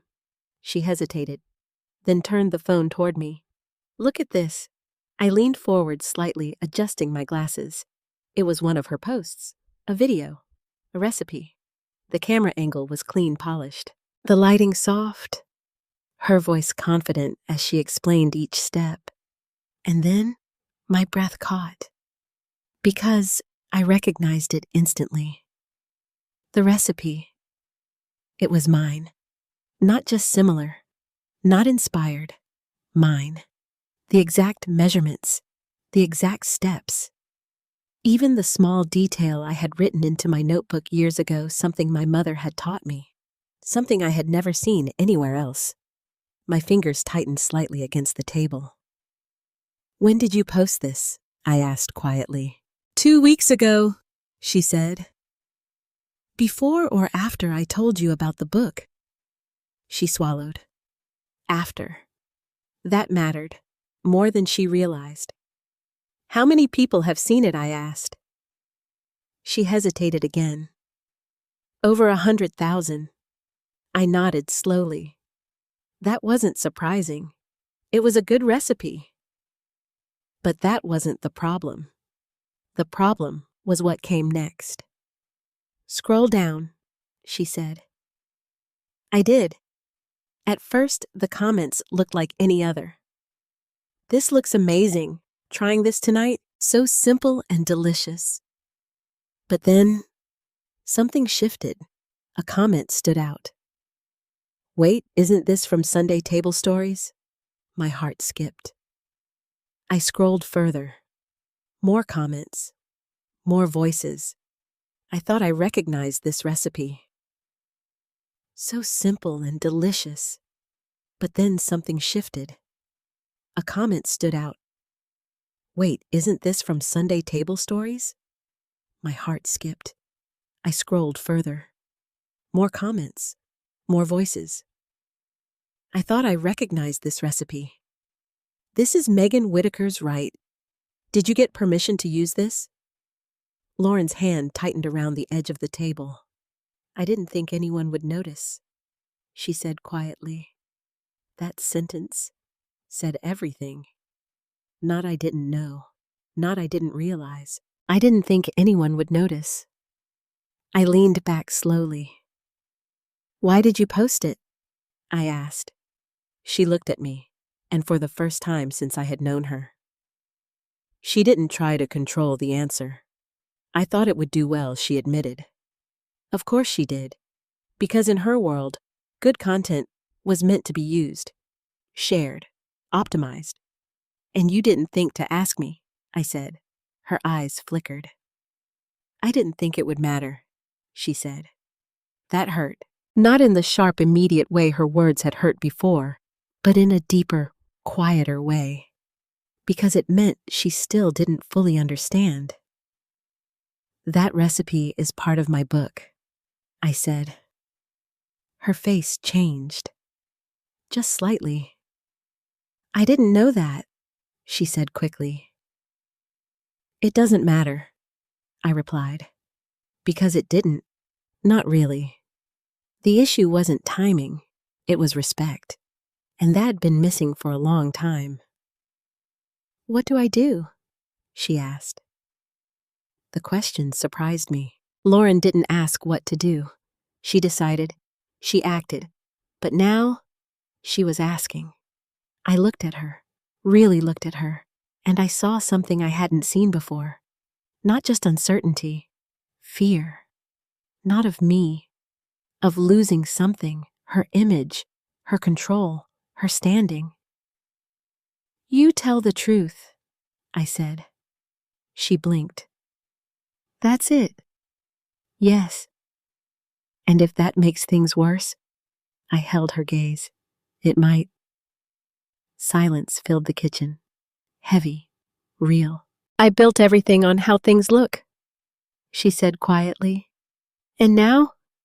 I asked. She looked down at her phone, at the comments still coming in, at the questions she couldn't avoid anymore. "Now it's about what's real," she said. I nodded. Yes. That was the difference. The line she was finally starting to see. Later that evening, she made a post. Not polished, not curated, just honest. She admitted the recipe wasn't hers. She credited me. She explained. No excuses, no deflection, just truth. The response was immediate. Some people respected it. Others didn't. Some criticized her.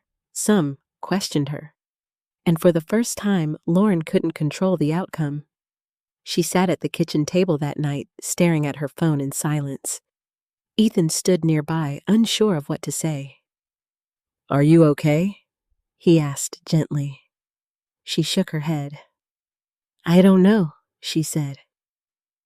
That answer was honest, painfully so, and necessary.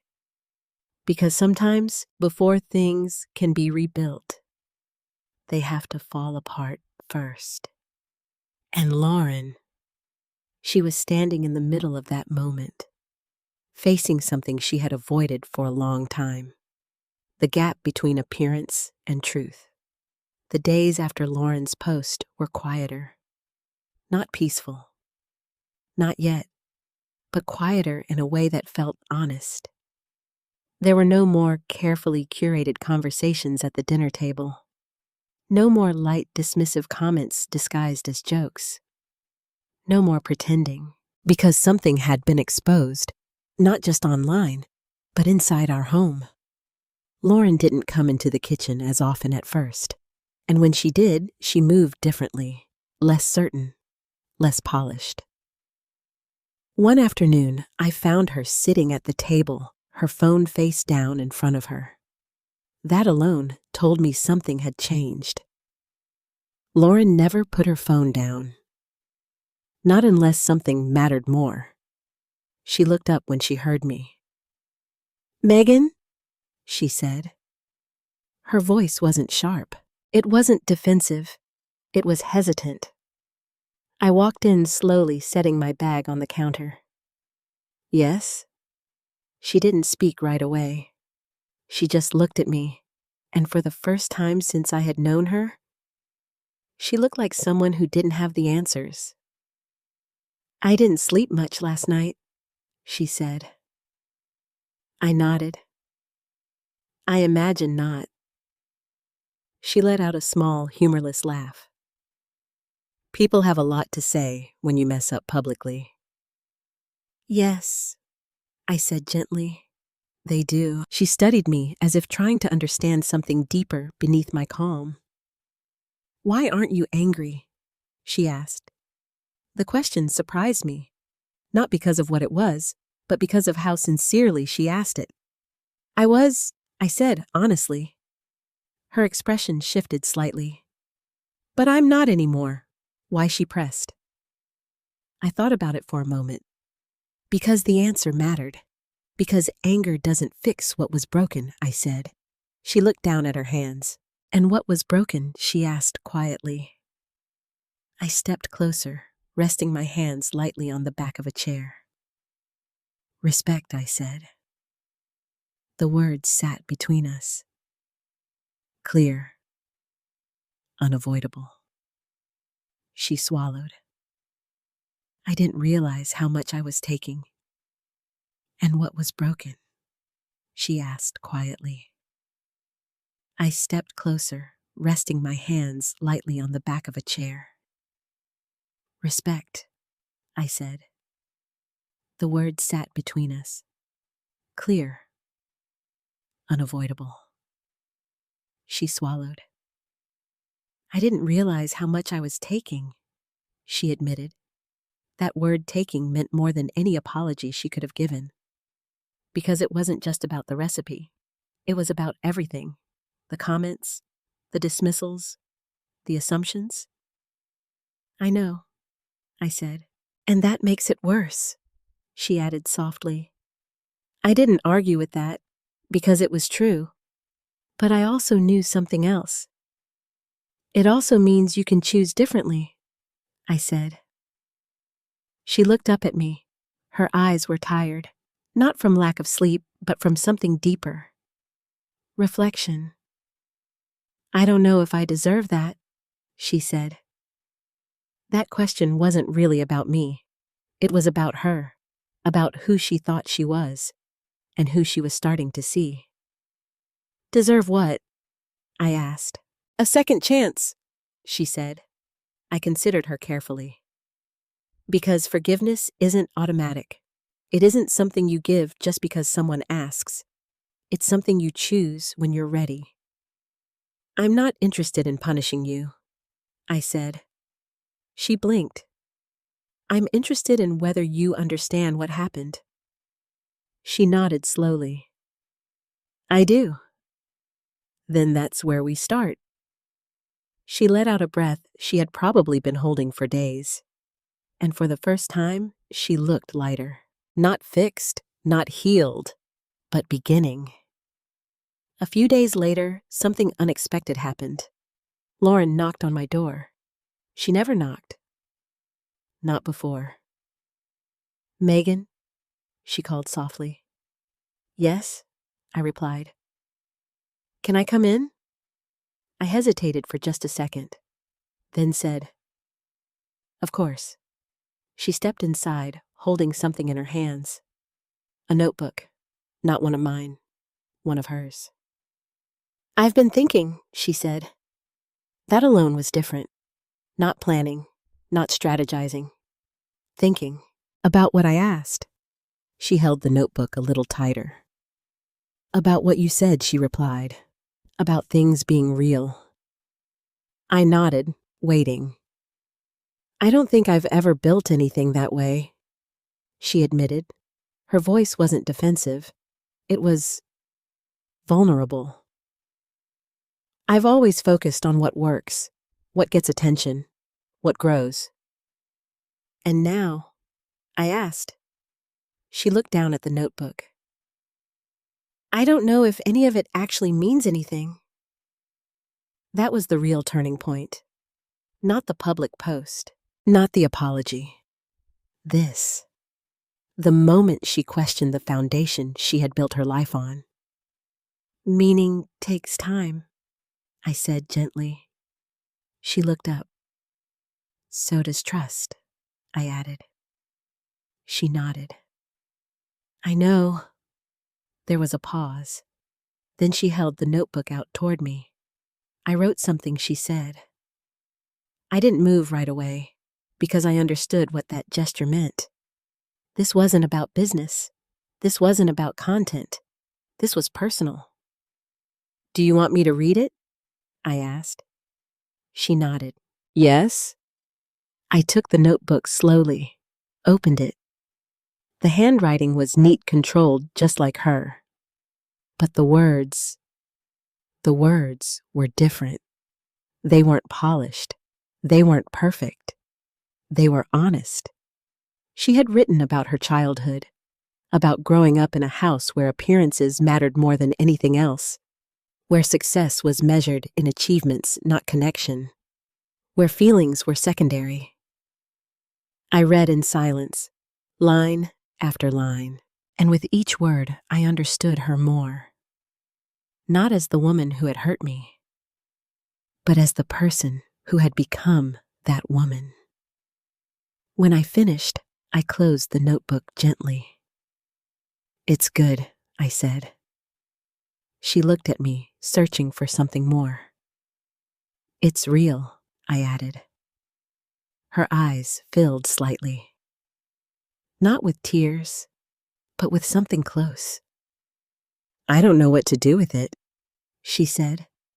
I smiled faintly. "You don't have to do anything with it," I said. "Not yet." She frowned slightly. "But just keep writing," I said. The same words someone had once said to me. The same words that had changed everything. She nodded slowly. "Okay." And in that moment, something shifted again. Not just between us, but inside it again. Not just between us, but inside her.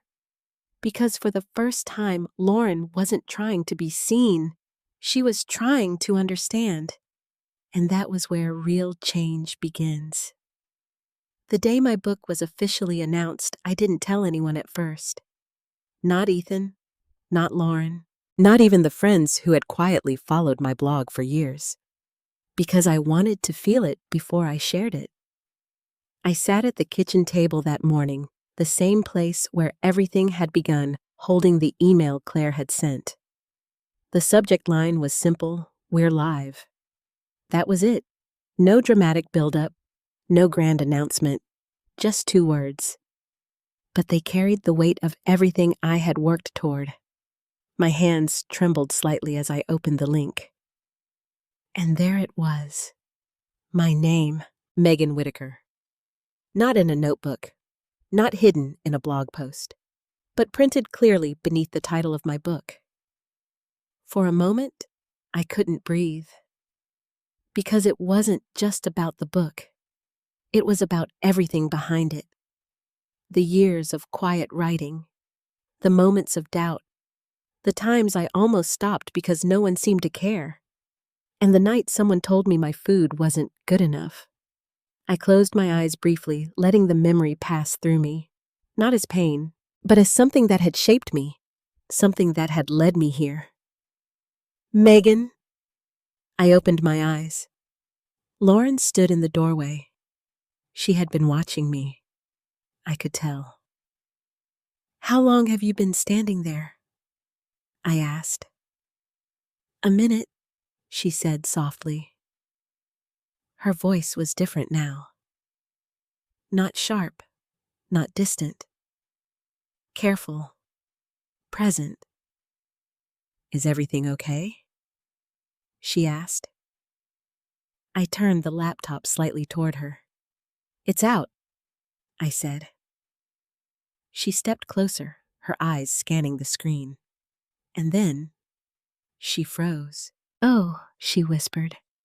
"Not dramatic, not loud, just real." "That's you," she said. I nodded. "Yes." She leaned in a little closer, reading silently, taking it in. And for the first time, there was no comparison in her eyes, no evaluation, no measuring, just recognition. "It's beautiful," she said. The words were simple, but they carried something they hadn't before. Respect.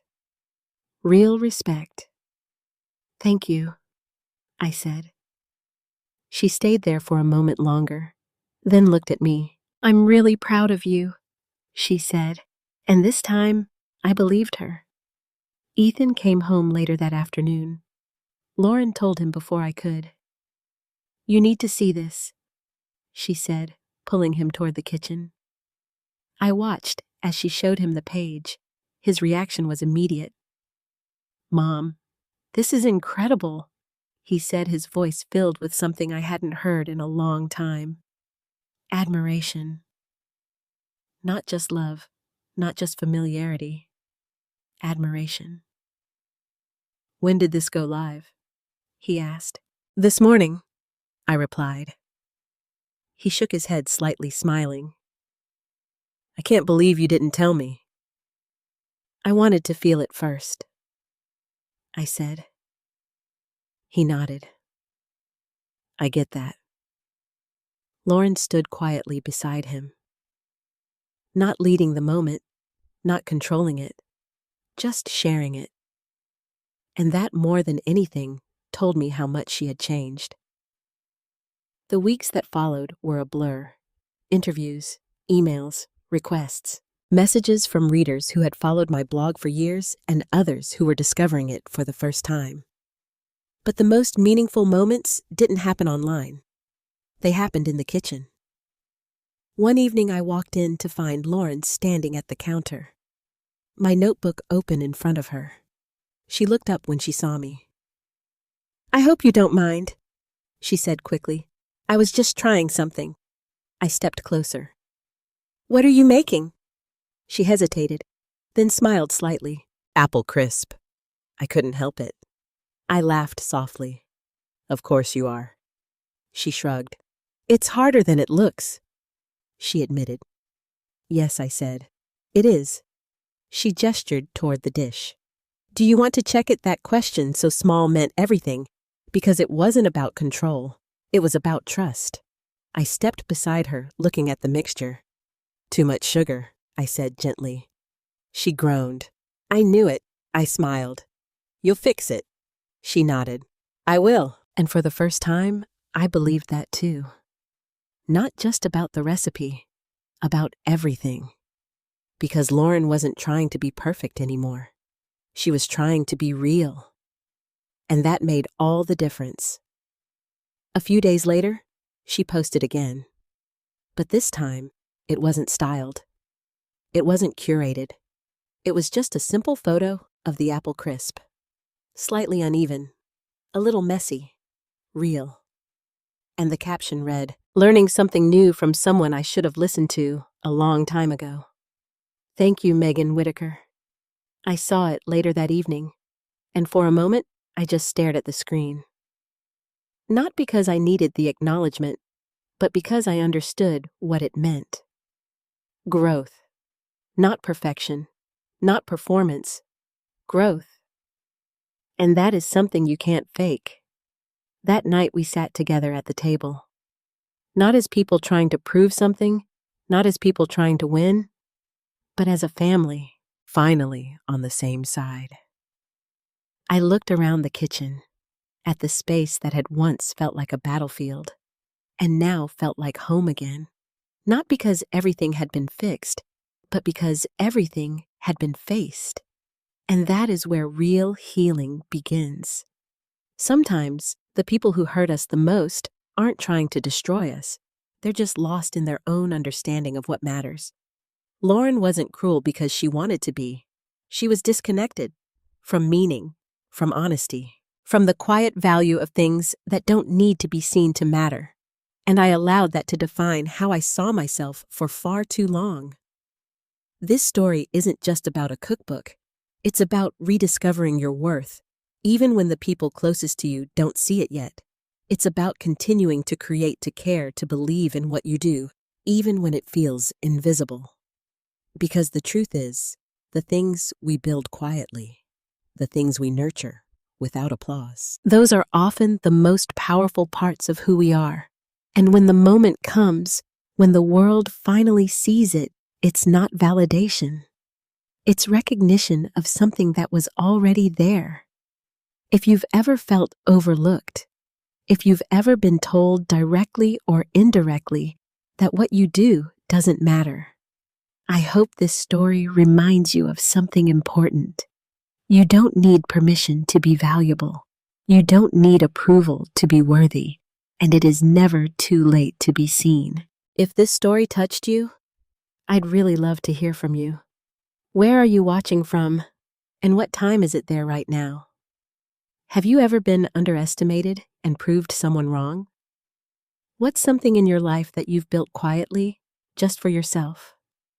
Leave a comment and share your story. And if you'd like more heartfelt stories like this one, don't forget to like and subscribe. You never know which story might feel like it was written just for you.